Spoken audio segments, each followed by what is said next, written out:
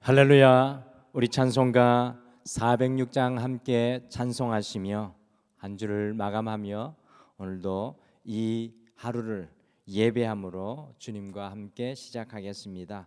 찬송가 406장입니다. 찬송 406장 함께 찬송하시겠습니다. 고난 내 영혼 편히 쉴 것과 풍랑 일어도 안전한 복을 폭풍까지도 다스리시는 주의 영원한 발의지에 주의 영원하신 판 함께하사 항상 나를 붙드시니 어느 곳에 가든지 요동하지 않음은 주의 발을 의지함이라. 세상 친구들 나를 버려도 예수는 함께 동행함으로 주의 은혜가 충만하리니 주의 영원한 발의지에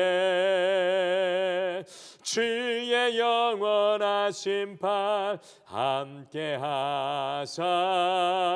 항상 나를 붙드시니 어느 곳에 가든지 요동하지 않음은 주의 발을 의지함이라. 나의 믿음이 연약해져도 미리 예비한 힘을 주시며 위태할 때도 안보하시는 주의 영원한 발의지에 주의 영원하신 판 함께하사 항상 나를 붙드시니 어느 곳에 가든지 요동하지 않음은 주의 발을 의지함이라. 능치 못한 것 주께 없으니 나의 일생을 주께 맡기면 나의 모든 짐 대신 지시는 주의 영원한 발의지에 주의 영원하신 판 함께하사 항상 나를 붙드시니 어느 곳에 가든지 요동하지 않음은 주의 발을 의지함이라. 아멘. 우리 다 같이 함께 기도하시겠습니다. 주님, 지난 한 주간도 주님께서 여기까지 우리를 도우시고 인도하여 주셨지만 세상 가운데 삶 가운데 고난 영혼으로 피곤한 영혼으로 주님 앞에 섰습니다. 주님, 우리에게 주의 권능과 새 힘을 더하여 주셔서 우리의 삶의 발걸음이 구부러지지 않게 하여 주시고 주의 능력 위에 서서 날마다 성숙하며 전진하며 하나님의 영광을 드러내게 도와주시옵소서. 주님 어떠한 삶의 상황 가운데 있을지라도 주님 붙잡은 이 손 놓지 않고 더욱더 주님과 힘있게 동행할 수 있도록 믿음의 믿음을 더하여 주시옵소서. 감사드리며 예수님의 이름으로 기도드리옵나이다. 아멘. 우리 하나님의 말씀은 사도행전 12장 18절에서 25절 말씀입니다. 오늘은 신약성경 사도행전 12장 말씀을 같이 보겠습니다. 18절에서 25절 말씀입니다. 신약성경 208페이지에 있습니다. 사도행전 12장 18절에서 25절 말씀까지 우리 한 목소리로 다 같이 읽겠습니다. 시작. 날이 새매 군인들은 베드로가 어떻게 되었는지 알지 못하여 적지 않게 소동하니 헤롯이 그를 찾아도 보지 못하매 파수꾼들을 신문하고 죽이라 명하니라. 헤롯이 유대를 떠나 가이사랴로 내려가서 머무니라. 헤롯이 두로와 시돈 사람을 대단히 노여워하니 그들의 지방이 왕국에 사는 양식을 먹는 까닭에 한 마음으로 그에게 나와 왕의 침소 맡은 신하 블라스도를 설득하여 화목하기를 청한지라. 헤롯이 나를 택하여 왕복을 입고 단상에 앉아 백성에게 연설하니 백성들이 크게 부르되 이것은 신의 소리요 사람의 소리가 아니라 하거늘 헤롯이 영광을 하나님께 돌리지 아니하므로 주의 사자가 곧 친히 벌레에 먹혀 죽으니라. 하나님의 말씀은 흥황하여 더하더라. 바나바와 사울이 부조하는 일을 마치고 마가라 하는 요한을 데리고 예루살렘에서 돌아오니라. 아멘. 우리가 사도행전 1장부터 마지막 28장까지 읽게 되면 이 성령의 역사를 보여주시는 성령행전이라는 것을 우리가 잘 알게 됩니다. 그러므로 사도행전에 나오는 사건을 읽을 때에도 어떤 사람을 읽을 때에도 그 사건과 사람 속에 성령님께서 어떻게 살아 역사하시는지 우리가 보면서 특별히 사도행전을 읽어 내려가야 합니다. 그럴 때 이 성령님이 움직이시고 일하시는 놀라운 역사들을 사도행전의 매 구절마다 발견하게 됩니다. 그런데 특별히 사도행전 12장에 보시면 유대를 다스리는 이 헤롯 왕이 나오고 있습니다. 도무지 이 헤롯 왕이 왜 사도행전에 등장하는지 많은 의문을 우리가 가지게 됩니다. 도대체 헤롯 왕과 성령의 역사와 무슨 상관이 있는 것입니까? 이 12장에 나오는 헤롯은 사도 야고보를 칼로 죽이고 또 베드로를 옥에 가두고 놓치자 무려 18명의 군인들을 죽이고 두로와 시돈 사람들을 몹시도 싫어하고 하나님께 교만하여 충이 먹어 죽고 맙니다. 어떻게 보면은 이 헤롯 왕은 사도행전과는 전혀 상관없는 무관한 사람, 사도행전에 등장하지 말았어야 하는 사람, 사도행전에서는 필요 없는 사람으로 우리가 말씀을 묵상하면 느껴지기도 합니다. 저는 이 사도행전 12장을 가만히 묵상하면서 사도행전과 전혀 어울리지 않는 헤롯이 왜 이 자리에 있을까 곰곰이 묵상하게 되었습니다. 그리할 때 이 12장에 숨어 있는 헤롯의 삶의 원리들을 발견하게 되었습니다. 누구든지 살아가는 삶의 원리와 이 철학이 있습니다. 저희 장인어른께서 오랜만에 가끔씩 사위인 저를 만나면 사위를 붙들고 장인어른의 삶의 페이지마다 이야기를 꺼내어서 당신이 살아온 삶의 길과 삶의 모습들을 저에게 말씀해 줍니다. 그래서 오히려 직계 자녀들보다 사위인 제가 장인어른의 이야기들을 오히려 더 많이 알고 있을 때도 있는 것 같습니다. 모든 사람들에게는 이와 같은 이 삶의 철학과 원리가 있는 것처럼 오늘 헤롯이 등장하는 사도행전 12장에는 헤롯의 삶의 원리들이 곳곳에 말씀 속에 숨겨져 있습니다. 그런데 왜 이 헤롯의 삶의 원리가 나오는 것일까요? 그것은 바로 이 헤롯의 삶의 원리들이 성령에 이끌려 사는 그리스도인들의 삶의 원리와는 완전히 정반대이기 때문에 이 성령에 이끌리는 사람의 삶의 원리와 헤롯의 삶의 원리가 정반대로 대조되어 나오고 있는 것입니다. 성령 행전을 쓴 사도행전의 저자는 이것을 우리에게 헤롯을 통해 보여주기를 원합니다. 곧 성령에 이끌리는 사람이 아니라 헤롯의 삶의 원리를 쫓아 사는 사람들을 헤롯을 통해 보여주기를 원하는 것입니다. 쉽게 말씀드리면 헤롯은 세상의 대표입니다. 그래서 한 주를 마감하는 오늘은 헤롯의 삶의 원리라는 제목으로 헤롯의 삶의 원리가 무엇인지 함께 생각해 보시고 우리도 만약 헤롯과 같은 삶의 원리로 살아가고 있다면 성령의 사람으로 하나님의 사람으로 다시금 주님께서 기뻐하시는 삶의 자리로 우리의 삶을 바꾸기를 원합니다.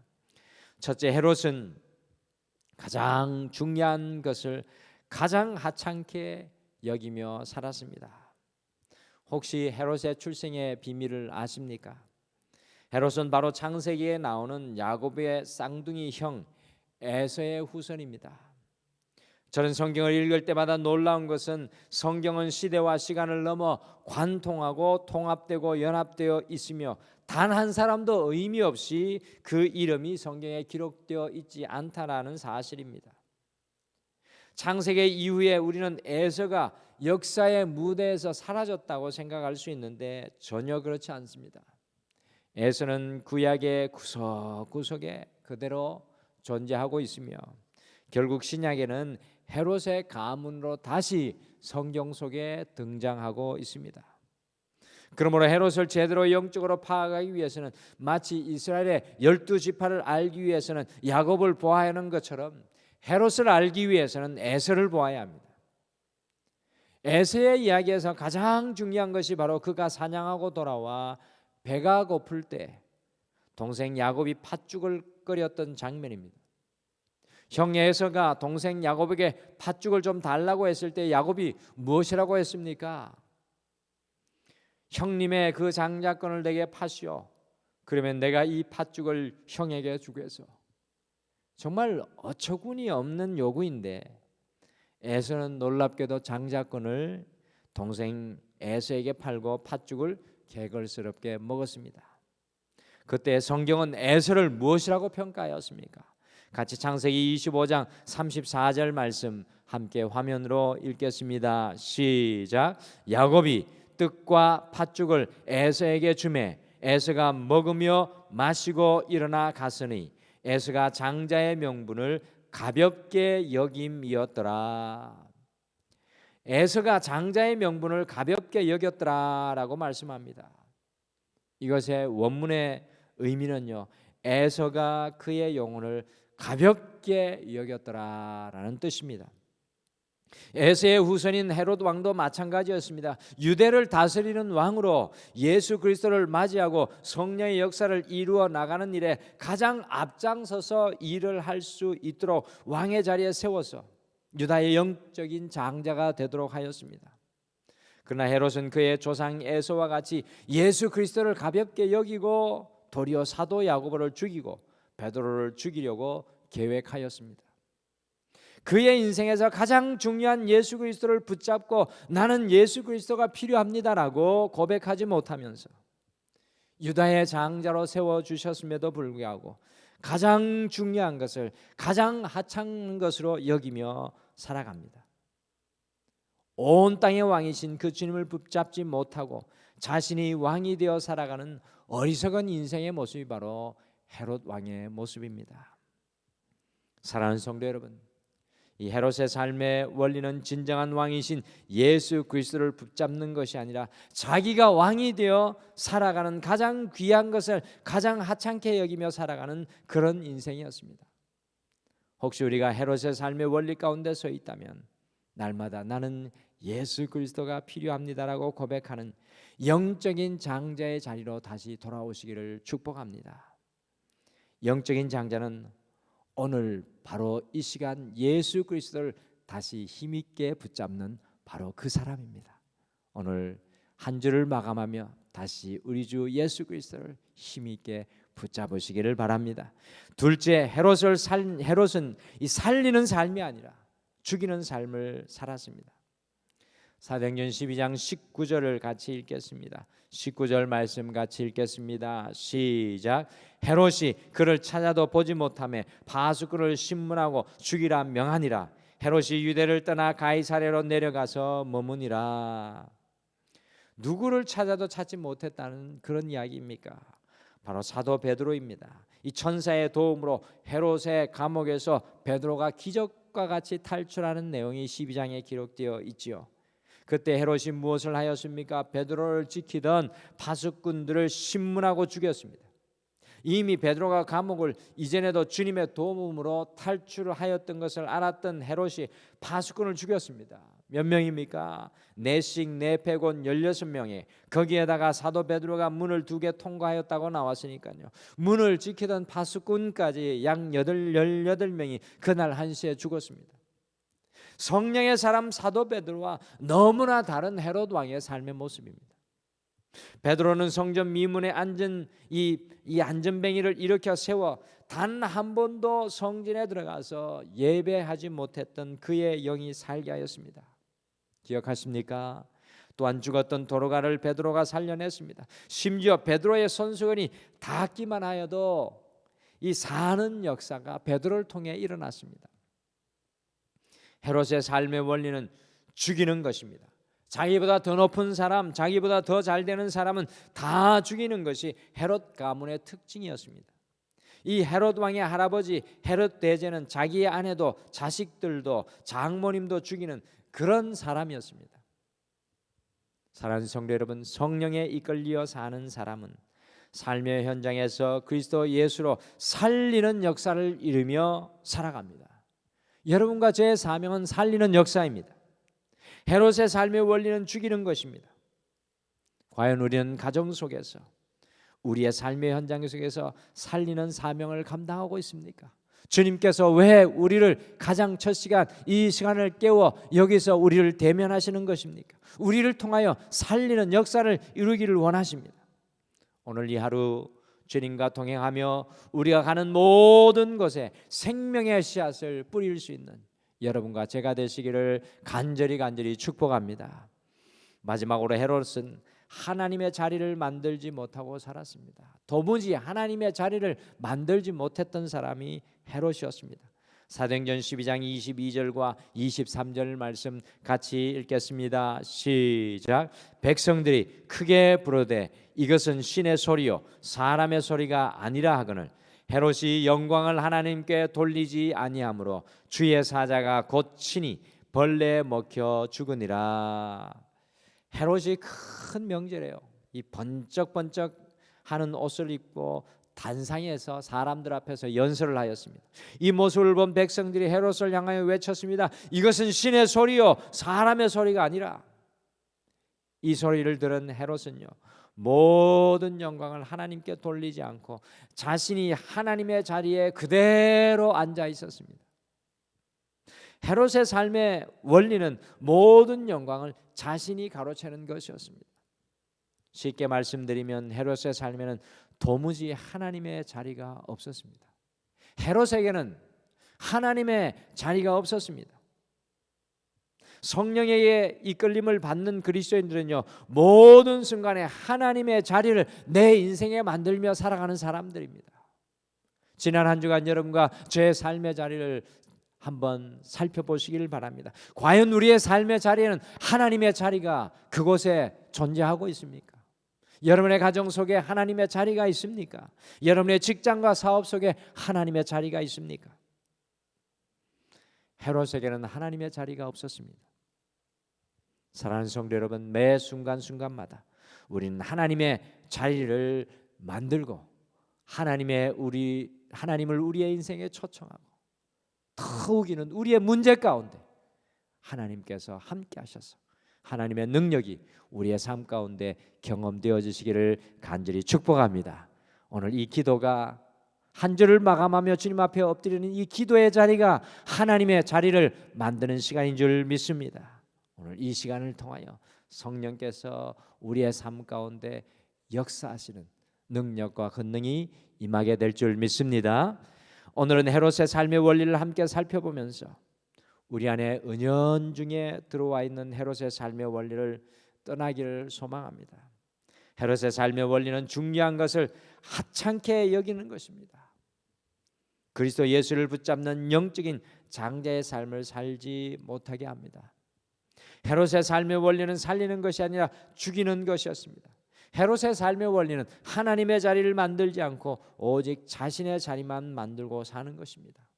오늘 이 하루 헤롯의 삶의 원리를 떠나셔서 오직 예수 그리스도를 붙잡으시고 주님과 동행하며 가는 곳마다 만나는 곳마다 생명의 씨앗을 뿌리시고 매 순간 하나님의 자리를 만들고 초청하시는 주님께 붙들린 성령의 사람 되시기를 간절히 축복합니다.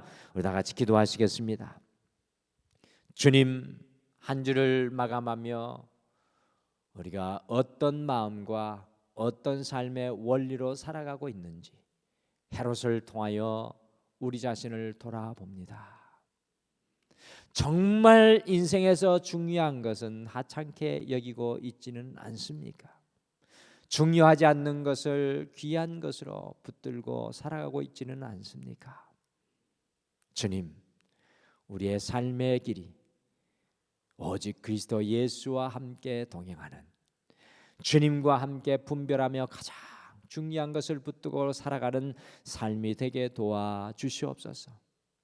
주님, 우리의 삶이 생명의 호흡이 끝나는 그 순간까지 그리스도 예수로 말미암아 살리는 인생 되게 도와주시옵소서. 특별히 우리가 기도에 무릎을 꿇어 오늘도 주의 생명을 간구합니다.